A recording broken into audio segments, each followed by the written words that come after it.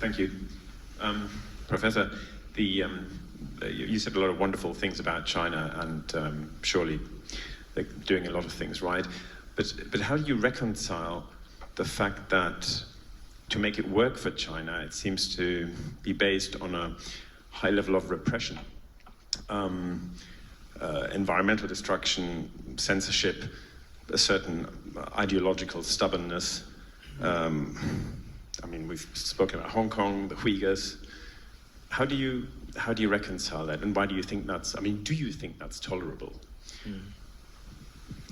Thank you. I'm really glad you asked that question because your question captured very well the Anglo-Saxon media's perception of China. And I would suggest to you very bluntly that it's a distorted perspective of reality. Let's take the first word you use, repression. If the Communist Party of China only relied on repression to stay in power, it would not create the most dynamic economy in the world, right? It is by far the most dynamic economy in the world. It has delivered the fastest growing economy for 30 years. And it has done this by educating the Chinese people to a level and extent that the Chinese people have never been educated ever before. And you say it's repression. You obviously are taking the old Cold War mindset. I was in Moscow in 1976, and I saw repression in Moscow.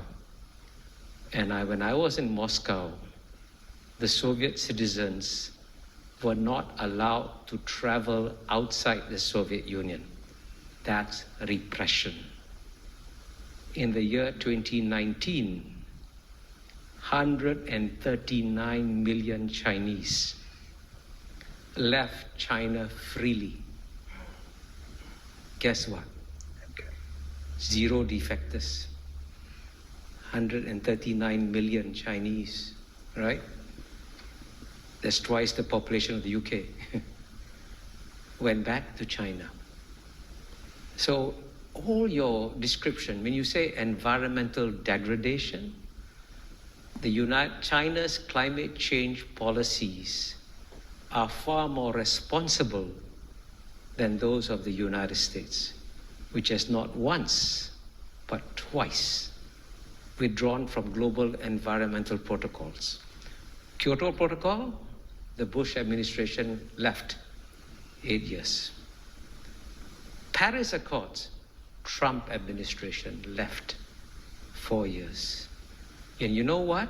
The reason why we're having climate change today is not because of new flows of greenhouse gas emissions from China and India. It's because of what the Western countries have put in the atmosphere since the Western Industrial Revolution. Get the data. The single largest contributor cumulatively, right, is number 1, United States, number 2, Europe, number 3, China, right? And the West wants China to pay an economic price for the current flows, but the West doesn't want to pay an economic price for what it put in the atmosphere. You want to deprive the Indians of electricity when the United States could just, by the way, if the United States could impose $1 a gallon tax, that would save the world. Cut down gasoline consumption, raise money for investment in green technology. Simple solutions. And by contrast, the largest reforestation program in the world is carried out by China. It has already reforested an area the size of Belgium or bigger, right? So all your descriptions capture the natural distortions of China that you get in the Anglo-Saxon media, which violate the rules of the Enlightenment, which say that you must be rational, calm, and objective, especially in understanding your adversary. And if the Chinese were as stupid and as incompetent as you describe them to be, don't worry about them. But I can assure you, you are now dealing with a far more intelligent and rational actor that doesn't fit any of the Anglo-Saxon categories that you applied to them. Please forgive my bluntness.